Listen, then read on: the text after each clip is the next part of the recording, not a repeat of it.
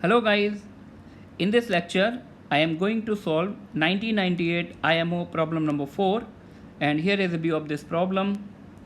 We have to determine all pairs x and y of positive integers such that the expression x square y plus y is divisible by another expression xy square plus y plus 7.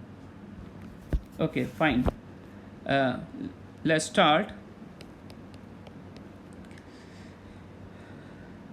Here we have to find those values of x and y for which this expression xy square plus y plus 7 divides this expression x square y plus x plus y. And these two expressions look like very much similar.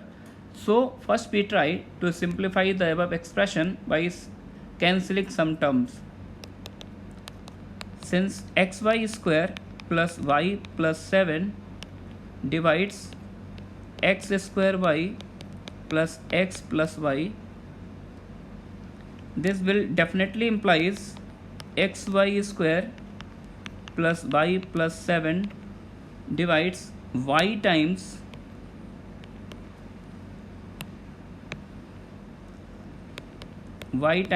x square y plus x plus y. Point number 1. Also xy square plus y plus 7 divides itself xy square plus y plus 7, and hence this divides x times itself. Actually our intention to solve this question to cancel out this 3-degree term. That's why we take multiplier y here and multiplier x in second result. Now from first and second,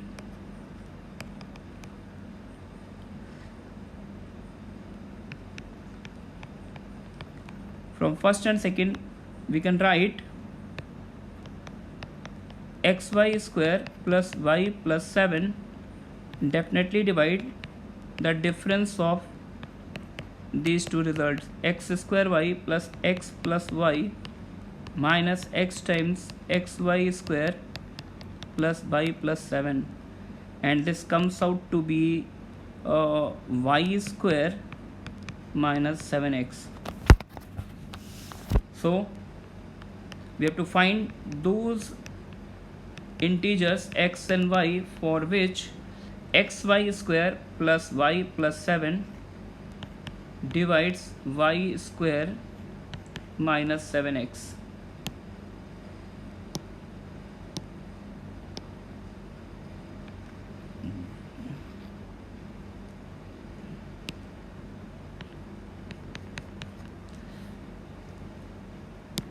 Now there are three cases on the right hand side expression y square minus 7x.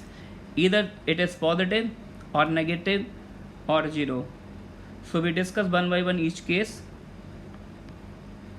Case first, if y square minus 7x greater than 0 and xy square plus y plus 7 divides y square minus 7x, this will definitely implies xy square plus y plus 7 less or equals to y square minus 7x.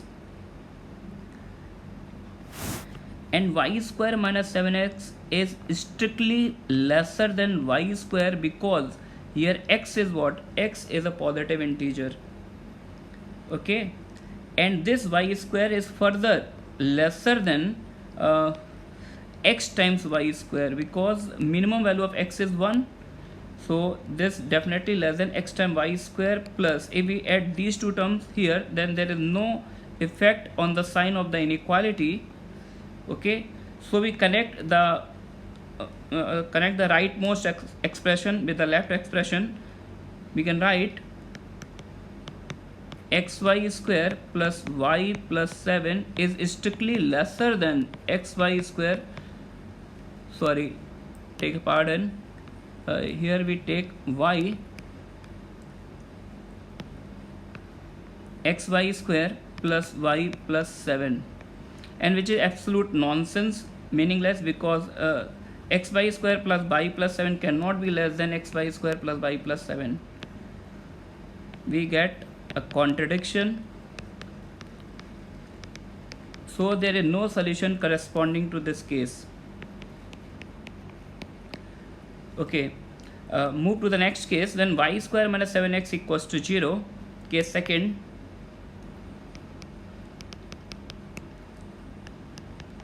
If y square minus 7x equals to 0, this will implies y square equals to 7x. And the parametric representation of this curve is x equals to 70 square. Then from here y square is what, 49t square, then y is what, 70. X comma y equals to 70 square comma 70, and t is what, t is a natural number. So corresponding to this part, we have infinitely many solutions. Infinitely many solutions of kind 70 square 70, t belongs to n. Okay, move to the last case.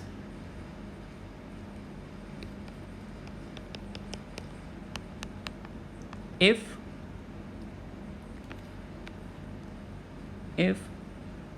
y square minus 7x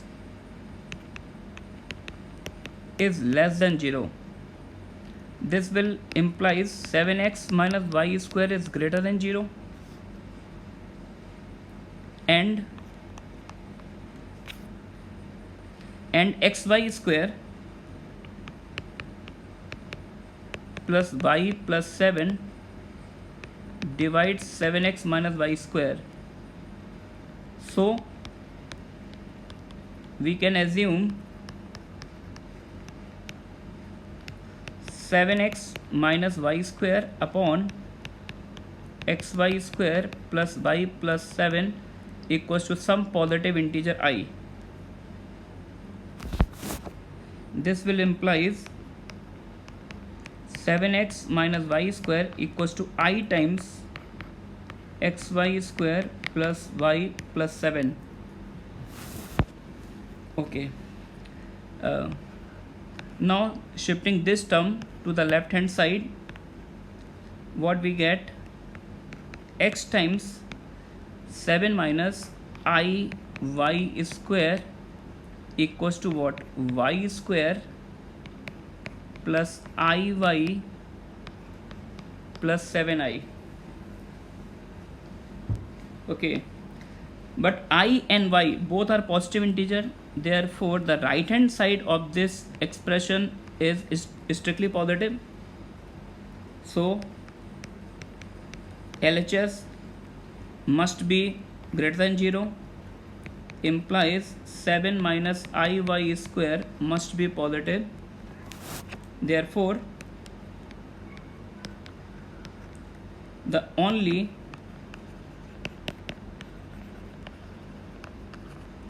allowed values of y are y equals to 1, y equals to 1 and y equals to 2. Y equals to 3 cannot work, because if we take y equals to 3 and I is positive, then 7 minus iy square becomes negative. Okay,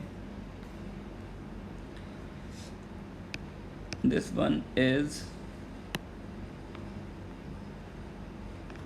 A. If y equals to 1, then A implies x equals to what? X equals to 8i plus 1 upon 7 minus I.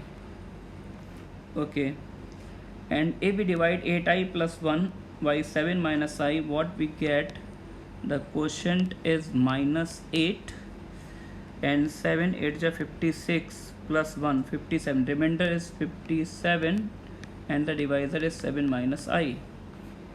Since x is a positive integer, this implies necessary condition necessary condition, 57 upon 7 minus I must be a natural number. Move to the next page. This will implies 7 minus I is a positive divisor of 57. This implies 7 minus, sorry, but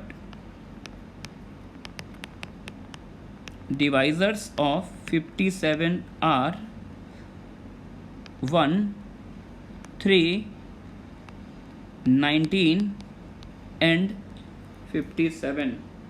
Okay.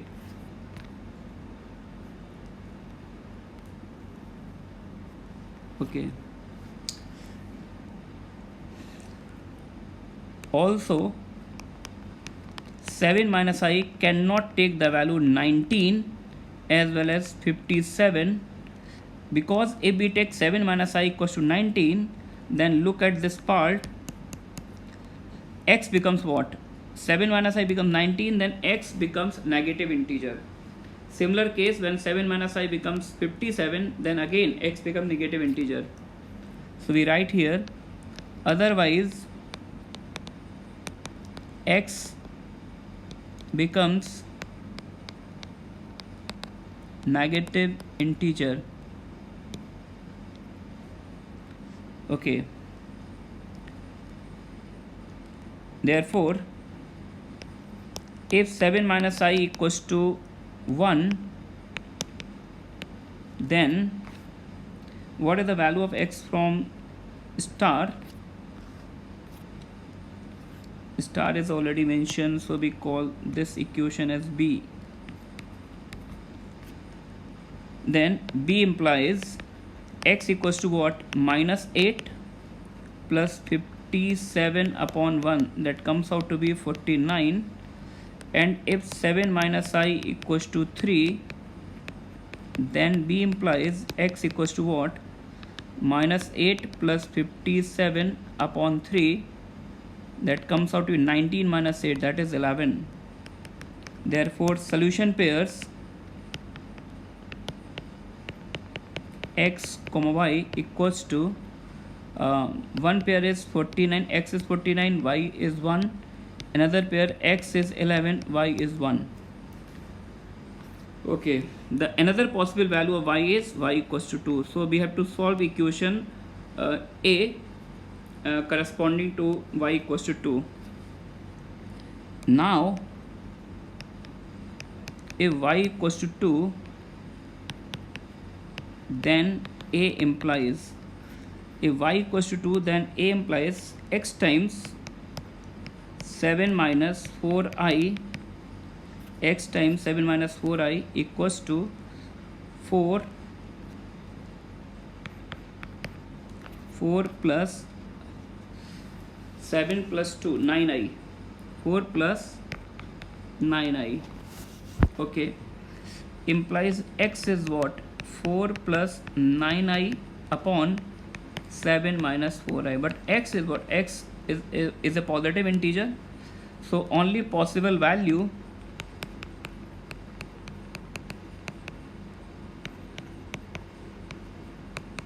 I is I equals to 1. Therefore if I equals to 1, then x equals to what? 4 plus 9 upon 3, that comes out to be 13 by 3, which is not a natural number. So no solution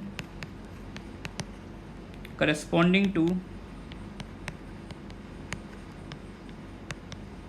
y equals to 2. Finally, all solutions are x comma y equals to 49 1, this one 49 1, next pair is 11 1, and in the second case, yeah, this one, in the second case we get the infinite number of solution, parametric representation 7t square comma 7t, t belongs to n. Hence we are done. Thanks for